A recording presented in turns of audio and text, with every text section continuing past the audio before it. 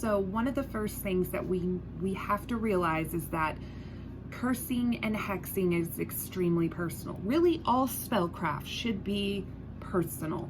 That's why it's important that you have a connection with your ingredients. So one of the things that I learned pretty quickly is that materials that are store-bought, say if I went to the store and I got some dried bay leaves, those materials aren't quite as good as if I were to have grown those bay leaves myself. And the reason being is because, again, we put something into the earth, we give, right?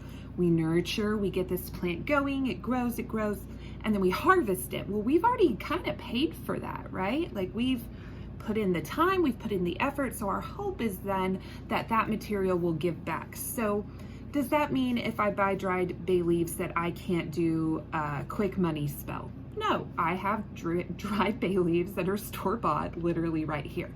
But if a spell is incredibly important to me, then I'm going to take the time to get the grown herbs. I'm going to be patient enough to harvest them, as opposed to just doing it quicker and easier. Much like food, right? Like, we go to a restaurant, they've taken longer to cook this food in most cases. And that experience is very different than going through a drive-through. Even the really great drive-throughs, you're not going to get that same sit down, that same interaction, that same energy that you get at a restaurant. Same thing when you're talking about what you get out of spell materials. So one of the best materials that you can use for curses and hexes are graveyard dirt, right? And another one that people don't talk about a lot, which are funeral flowers. So they both work in the same way, in that the graveyard dirt obviously has absorbed a huge loss, the same way flowers have.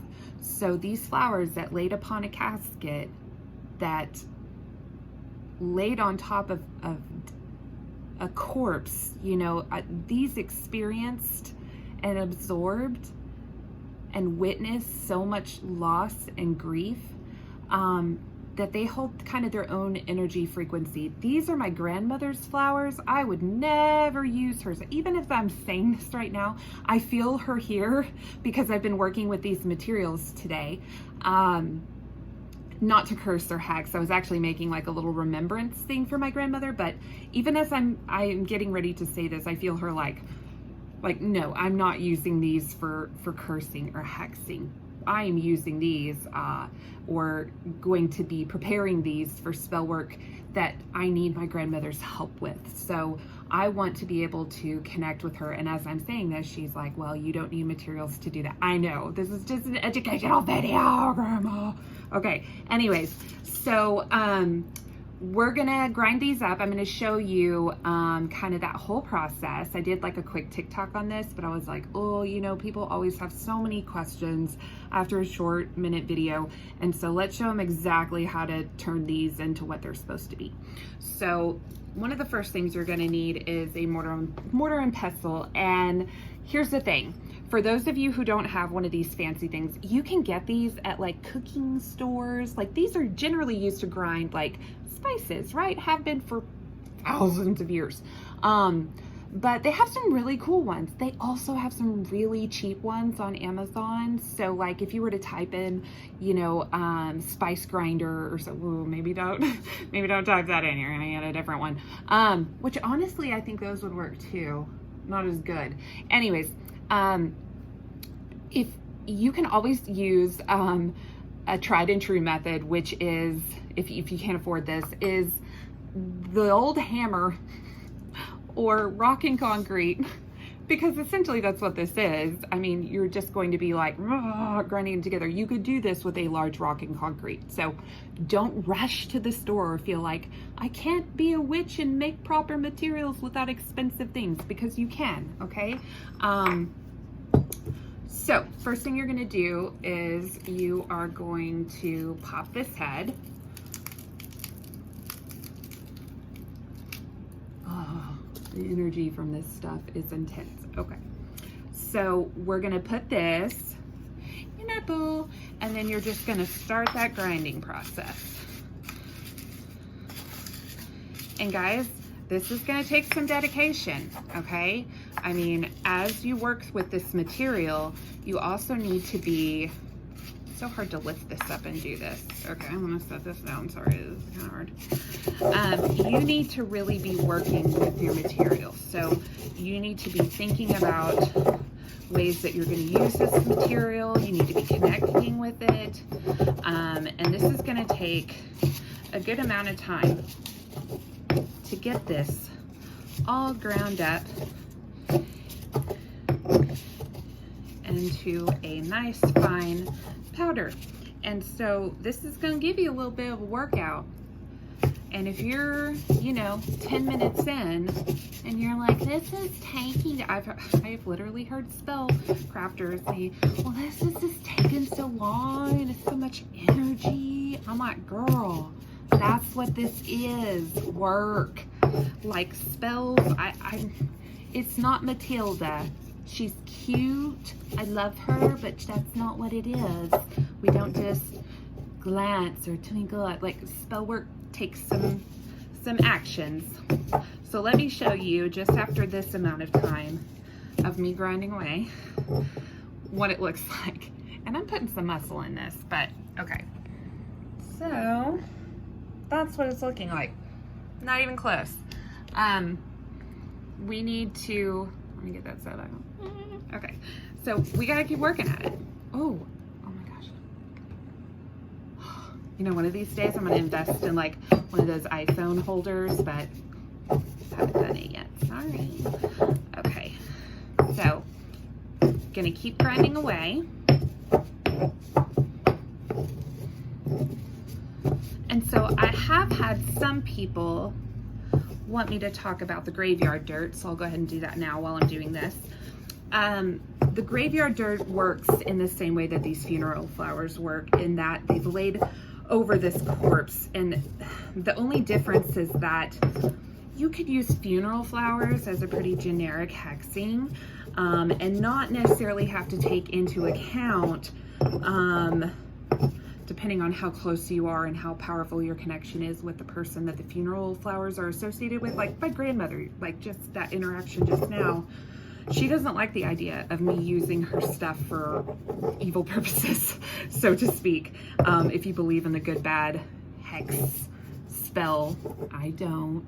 But if you do, and if your loved one might, then that energy may be conflicting when you try to cast a spell. So that's why if you're gonna gather flowers, it's good, like a funeral that you attended for, like an acquaintance, a colleague, you know, somebody that you didn't have like a super powerful connection with, or somebody that you know would be cool and wanting to help you in your adventures, in the spell that you're wanting to cast. So the same goes, but to a higher intensity with the graveyard dirt, because this is essentially an encasement of the deceased. And so their energy is very much going to be involved in that spell. So for instance, if you gathered graveyard dirt of a serial killer, you need to be cautious, or an alleged murderer, or an alleged rapist, or an alleged thief, or, you know, somebody with hardcore psychological issues. If this is the graveyard dirt you are gathering, or if you don't know the person that lay beneath the graveyard dirt, or what their crimes and personality was, that's where it can get sticky. That's why when I see graveyard dirt online for sale, it just makes me so nervous, because the risk of who laid beneath it, I mean, and hopefully those vendors would be cautious in doing that. Of course, you know, again, trusting that this isn't just dirt from somebody's backyard, and actual graveyard dirt. You have to have, you know, respect for your vendor and know them, and not just go on, y'all, don't just go on Amazon and buy materials. If you're gonna buy like something like this, okay, but herbs, get the herbs yourself. It is so important. You do not know what these herbs have absorbed in the houses of these people. Now, if it's a trusted witch, good deal. If this is a practicing person that you really feel like is responsible and reputable and in it for the right reasons, then by all means. Okay, so let me show you again. I think our video's at like 10 minutes. Okay, and I'll show you what it looks like in my grinding process at 10 minutes. And again, you know, this is tiring, y'all. Okay, and so again, not even close. So we're gonna grind until we're at a powder. So what do we do once we get this to a powder? You can do a variety of things. So one of the really great things you can do is sprinkle it on something that is, holy crap. Hi, welcome back. My tower fell, 1 second. What did I do? Okay. Okay, did I get it? I love that you guys are on this adventure with me of trying to find, look at me trying to find the balance. Okay, one of the things that you can do, let me put you up here. That's what we're gonna do. Now you're secure. One of the things that you can do with this material is to sprinkle it on a document that is relative to your spell. So say you had a business deal with somebody and they are in a good need of a good hex for having gone against you in a bit. Look at me getting off fantasy driven here. You can sprinkle that on a business contract. You can sprinkle it on the photo of the person that you want to experience loss and grief, because that is the essence of this material. So you may be asking yourself, okay, so you're not using this material for doing that. So what are you going to use it for, Bria? What I'm going to use these flowers for is to call forth my grandmother. So if these are flowers from somebody that you were really close with, you can use this to call them forth. That's why you want to be really careful if you use them in a curse or a hex, because this could essentially call them forth into